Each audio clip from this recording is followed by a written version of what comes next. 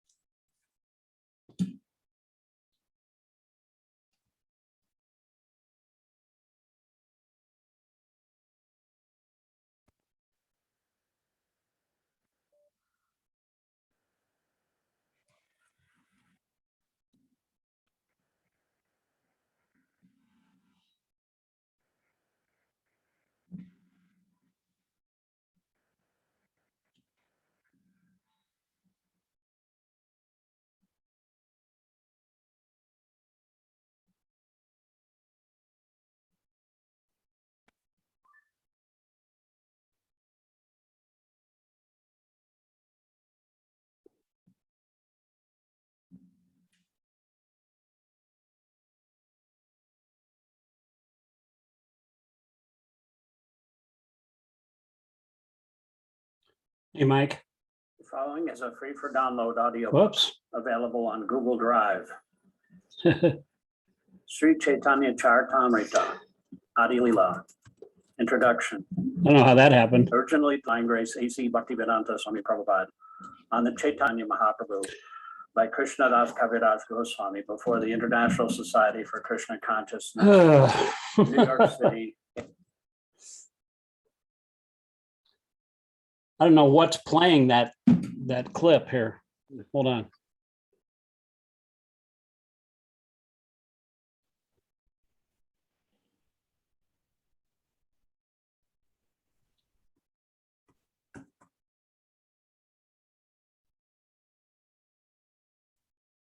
Movement Act.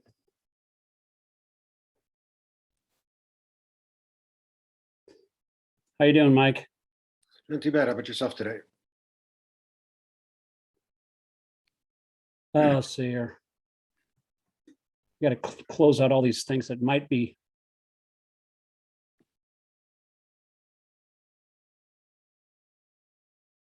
Okay, I think we're good now. Hold on. Yeah, all right. I just pressed the wrong button and started some audio. Okay, so we got about half an hour here. So let's start sharing the screen. Oops.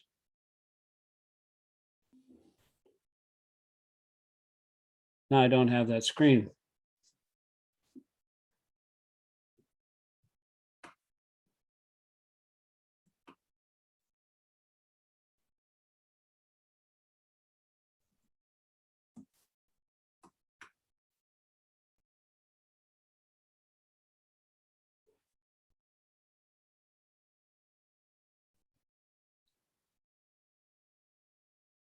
Okay. Here we go. You see that? It's coming up. Okay. Yep. Okay, I guess I'll read the first part here. We'll just take turns every other day. I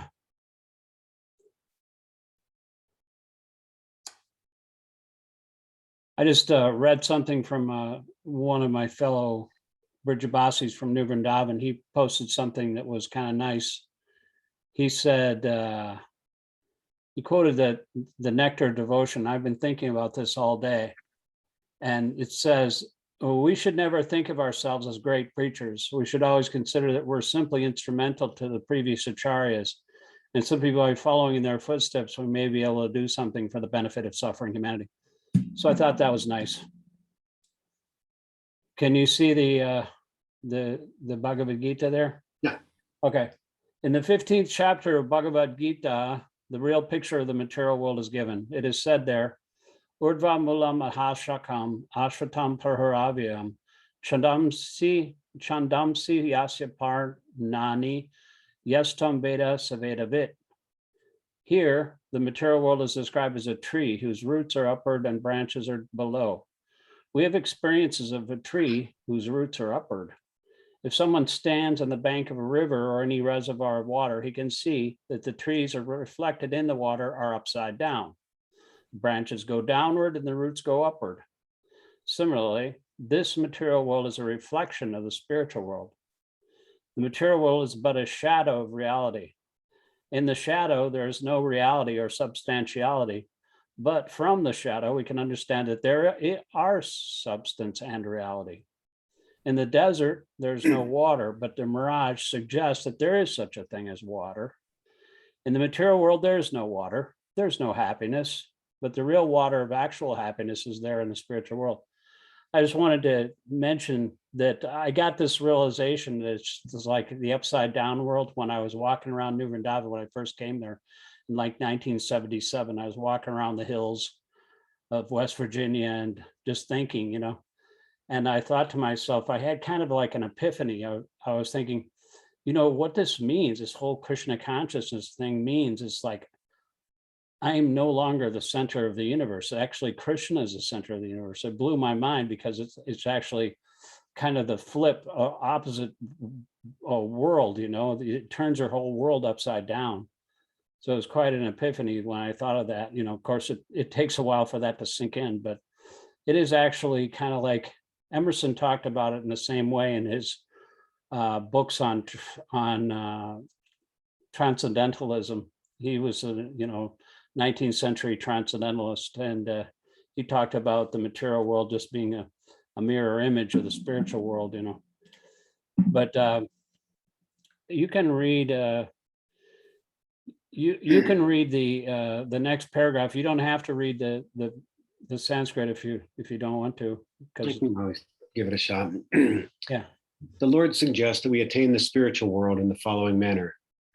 Nirmana moha jita sangha dosa adhyatma nitya vinirvata kama vanvarir mukta sukha dukha samjnayir gachanti amudha param avyayam tat. Param avyayam, or eternal kingdom, can be reached by one who is nirmana moha. What does this mean? We are after designations. Someone wants to become sir, someone wants to become lord, someone wants to become the president or a rich man or a king or something else. As long as we are attached to these designations, we are attached to the body because designations belong to the body. But we are not these bodies, and realizing this is the first stage in spiritual realization. We are associated with the three modes of material nature, but we must become detached through devotional service to the Lord. If we are not attached to devotional service to the Lord, then we cannot become detached from the modes of material nature. Designations and attachments are due to our lust and desire, our wanting to lord it over the material nature. As long as we do not give up this propensity of lording it over material nature, there is no possibility of returning to the kingdom of the Supreme, the Sanatana Dhamma. That eternal nature, which is never destroyed, can be approached by one who is not bewildered by the attractions of false material enjoyments, who is situated in the service of the Supreme Lord. One who is so situated can easily approach that supreme abode. Elsewhere in the Gita, 8:21, it is stated, Avyaktokshara iti uktas tamahu paramam gatim yaprapya nadivartante tadama paramamama. Avyakta means unmanifested. Not even all of the material world is manifested before us. Our senses are so imperfect that we cannot even see all the stars within this material universe. In the Vedic literature, we can receive much information about all the planets, and we can believe it or not believe it. All the important planets are described in the Vedic literature, especially Srimad Bhagavatam, and the spiritual world, which is beyond this material sky, is described as avyakta, unmanifested. One should desire and hanker after that supreme kingdom, for when one attains that kingdom, he does not have to return to this material world. Next, one may raise the question of how one goes about approaching that abode of the Supreme Lord. Information of this is given in the 8th chapter. It is said there, Anta kale cha mameva, smaran muktva kalevaram, ya prayati sadma bhavam, yati nasti atra samshaya. And whoever at the end of his life quits his body, remembering me alone, at once attains my nature. Of this there is no doubt. One who thinks of Krishna at the time of his death goes to Krishna. One must remember the form of Krishna. If he quits his body thinking of this form, he surely approaches the spiritual kingdom. Madhbhavam refers to the supreme nature of the Supreme Being. The Supreme Being is Sat Chit Ananda Vigraha. That is, his form is eternal, full of knowledge and bliss. Our present body is not Sat Chit Ananda. It is Asat, not Sat. It is not eternal. It is perishable. It is not Chit, full of knowledge, but it is full of ignorance. We have no knowledge of the spiritual kingdom, nor do we even have perfect knowledge of this material world, where there are so many things unknown to us. The body is also Niranda. Instead of being full of bliss, it is full of misery. All of the miseries we experience in the material world arise from the body, but one who leaves this body thinking of Lord Krishna, the Supreme Personality of Godhead, at once attains a Sat Chit Ananda body. It's not full of cheat and full of knowledge, but it's full of stool. The process of quitting this body and getting another body in the material world is also organized. A man dies after it's been decided what form of body he will have in the next life. Higher authorities, not the living entity himself, make this decision. According to our activities in this life, we either rise or sink. This life is a preparation for the next life. If we can prepare, therefore, in this life to get promotion to the kingdom of God, then surely after quitting this material body, we will attain a spiritual body just like the Lord's. As explained before, there are different kinds of transcendentalists: the Brahmavadi, Paramatmavadi, and the devotee. And as mentioned in the Brahma Jyotir spiritual sky, there are innumerable spiritual planets. The number of these planets is far, far greater than all of the planets of this material world. This material world has been approximated as only 1/4 of the creation. Ekam Shnena Stito Jagat. In this material segment, there are millions and billions of universes with trillions of planets and suns, stars, and moons. But this whole material creation is only a fragment of the total creation. Most of the creation is in the spiritual sky. One who desires to merge into the existence of the Supreme Brahman is at once transferred to the Brahma Jyotir of the Supreme Lord, and thus attains the spiritual sky. The devotee who wants to enjoy the association of the Lord enters into the Vaikuntha planets, which are innumerable, and the Supreme Lord, by his plenary expansions as Narayan, with 4 hands and with different names like Pradyumna, Aniruddha, and Govinda, associates with him there. Therefore, at the end of life, the transcendentalists think either of the Brahma Jyotir, the Paramatma, or the Supreme Personality of Godhead, Sri Krishna. In all cases, they enter into the spiritual sky, but only the devotee, or he who is in personal touch with the Supreme Lord, enters into the Vaikuntha planets, or the Goloka Vrindavan planet. The Lord further adds that of this there is no doubt. This must be believed firmly.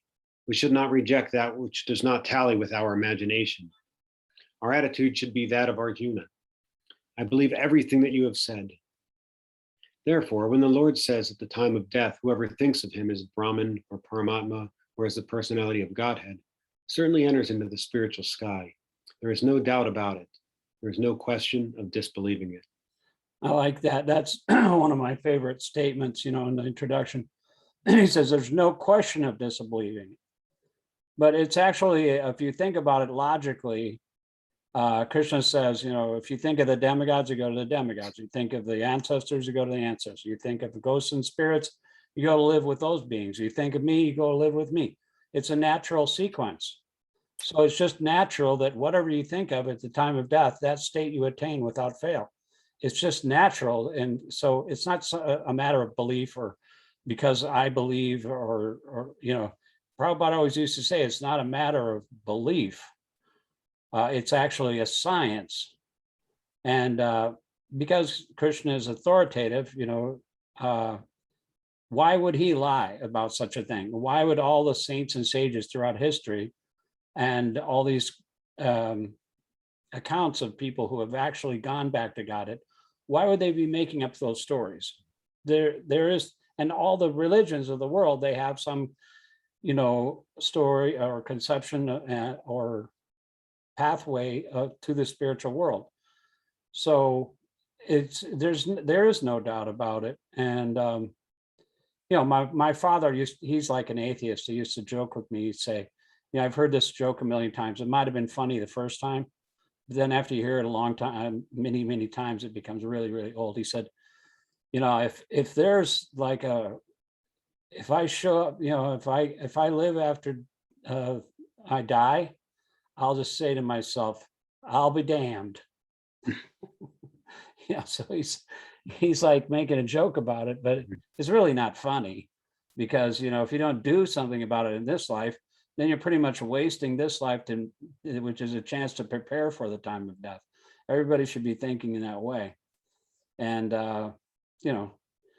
but, people don't have the intelligence in order to take this instruction. They don't have the humility, and they think that they're just living this life and that's it, But that even though he's like an associate professor of physics, a so-called educated person, he doesn't understand this higher spiritual principles. There's a lot of people in this world who are very intelligent materially, but spiritually they're as dumb as a bag of hammers. you know. And I really liked the wording here in the one place where, because as I was reading it, like my thought was, we should not reject that which does not tally with, and my brain saying it would say like knowledge, but yet like Prabhupada uses this like stronger critiquing word, that which does not tally with our imagination. Yeah, it's actually our imagination, whatever we're thinking of, whatever like we come up with it in our the factory of our brains is just our imagination. And unless it's coming from an authoritative source, the spiritual world, it is imagination. It's always it's on the mental platform. That's why it says that somebody who's a devotee has all the good qualities of the demigods, whereas a person who is not a devotee, even if he's taking care of his family and in being an honest in occupation and all these things, doing everything right, he has no good qualities because he's hovering on the mental platform. He's living within his own imagination of his thoughts and dreams and sense gratification, and he has no good qualities because they don't lead to any kind of amelioration of the situation that we're in the material world. The good qualities come from actual surrender to God, and there is no other good quality than that. Just like it says in the Bible, it says all your so-called good qualities you think of are just so much filthy rags. There's the Bible verse like that. So we may be very puffed up and maybe thinking that we're so great, or I'm so educated, I'm so beautiful, but all these things are like filthy rags compared to what is actually valuable. So, nobody knows what's valuable in this life. And so we have to understand what's valuable by understanding this message coming from the spiritual world. When Sanatana Goswami approached Lord Chaitanya Mahaprabhu, he told me, I don't even know who I am. People people say that I'm a scholar. I know Sanskrit and Farsi and all these different languages, and they look to me as a brilliant scholar, but I don't even know who I am. So he said, please tell me who I am. What's my goal, And that's the way you have to approach a spiritual master. That's the way you have to approach this scripture in order to understand who we are, what our relationship with God is, what to do at the time of death, and how to get out of this material world. And at least, even if we stay here, how can we be happy by serving Krishna, how to make Krishna happy instead of our own, personal agenda, So let me just read the next paragraph here. You're doing pretty good at this Sanskrit stuff. How long have you been reading? 92. Oh yeah, okay, so you have a little bit of experience. Almost 30 years. The Bhagavad-gītā 8.6 also explains a general principle that makes it possible to enter the spiritual kingdom simply by thinking of the Supreme at time of death. Yamim bapi smaram bhavam atajantia te kalevaram yat tam tam evati konteya satta bhava bhavita. Sadata bhava bhavita. Whatever state of being one remembers when he quits his present body, in his next life, he will attain to that state without fail, end quote. So that's just what I was saying. It's just a natural thing. Now, first, we must understand that material nature is a display of one of the energies of the Supreme Lord. In the Vishnu Prana, the total energies of the Lord are delineated. Vishnu Shakti Paraprokta Kshetra Gnakya Tatapara Avidya Karma Samgyaya Tritiya Shaktirisite. You can go ahead and read the next one. The Supreme Lord has diverse and innumerable energies which are beyond our conception. However, great learned sages or liberated souls have studied these energies and have analyzed them into 3 parts. All of the energies are of Vishnu Shakti. That is to say, there are different potencies of Lord Vishnu. The first energy is para, transcendental. Living entities also belong to the spiritual or superior energy, as has already been explained. The other energies, or material energies, are in the mode of ignorance. At the time of death, either we can remain in the inferior energy of this material world, or we can transfer to the energy of the spiritual world. So the Bhagavad-gītā says, Yam vapi smaram bhavam chajyati ante kale varam tam tame vaiti kaunteya sadhad bhava bhavatita. Whatever state of being one remembers when he quits his present body, in his next life, he will attain to that state without fail. In life, we are accustomed to thinking either of the material or the spiritual energy. Now, how can we transfer our thoughts from material energy to the spiritual energy? There are so many literatures which fill our thoughts with material energy, newspapers, magazines, novels, etc. Our thinking, which is now absorbed in these literatures, must be transferred to the Vedic literatures. The great sages, therefore, have written so many Vedic literatures, such as the Puranas. The Puranas are not imaginative. They are historical records. In the Chaitanya Charitamrita, Monday 20-122, there's the following verse. Maya Mugda Jivera Nahi Swa Krishna Gyan, Jivera Kripai Kaila Krishna Veda Puran. Go ahead. The forgetful living entities or conditioned souls have forgotten their relationship with the Supreme Lord, and they are engrossed in thinking of material activities.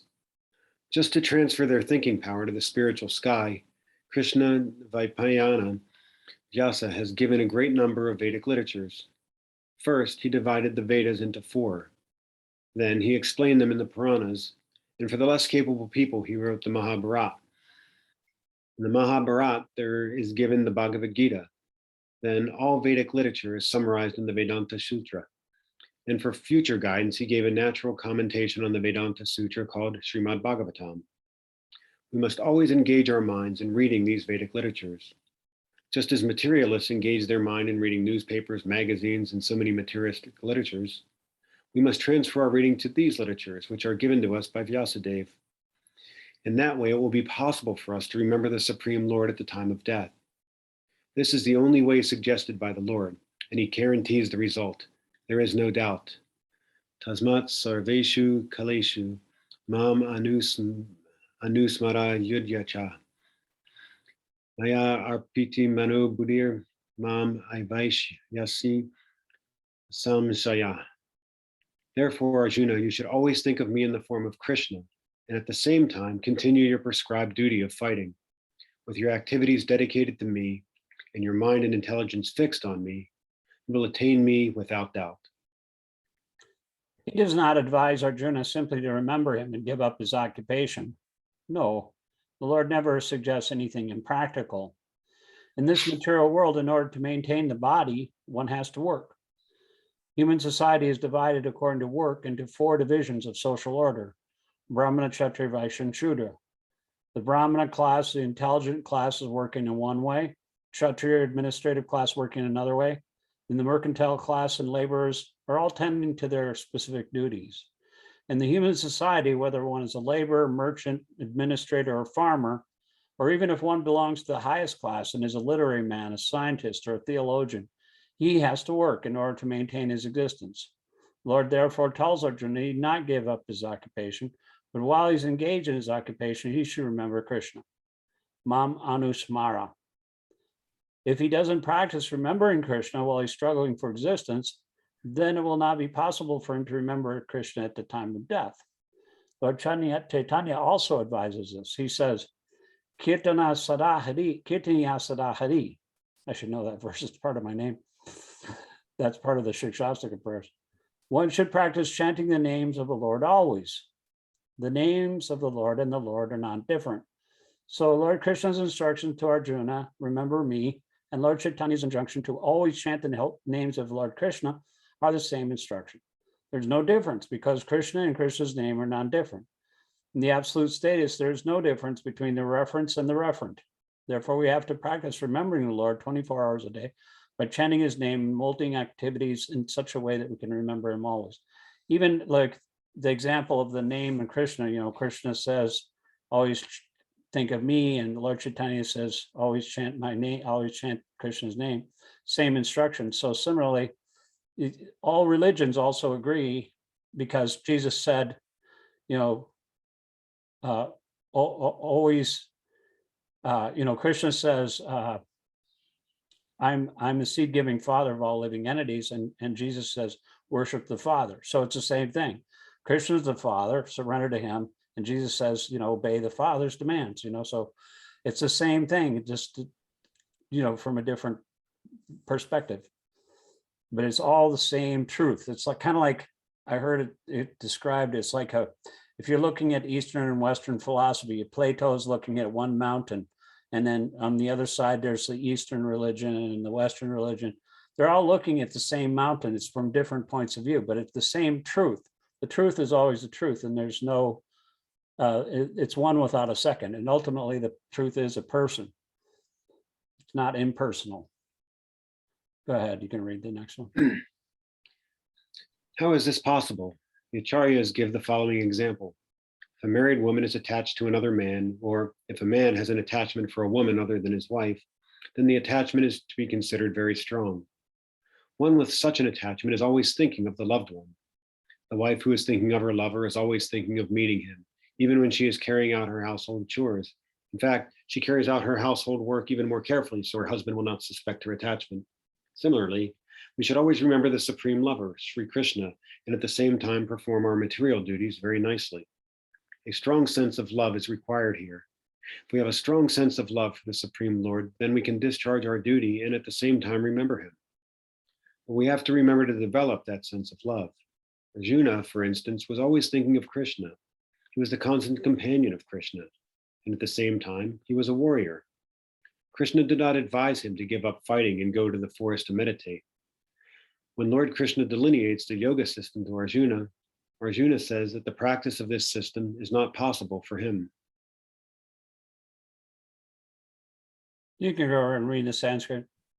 Arjuna uvacha, yoyam yogast vaya prokta, samyena madhu sudana, etasyaham na pasyamim chanchal atvat stitam stiram. Arjuna said, "O Madhusudana, the system of yoga which you have summarized appears impractical and unendurable to me, for the mind is restless and unsteady." Yeah, he said it's like trying to control the wind. Mhm. The wind is how can you stop a hurricane? Like flailing your arms around. Can't stop the wind. But the Lord says, Yoginam api sarvesham madkadendantaratmana shadavan bhajate yomam yome or same yukta tamo mata.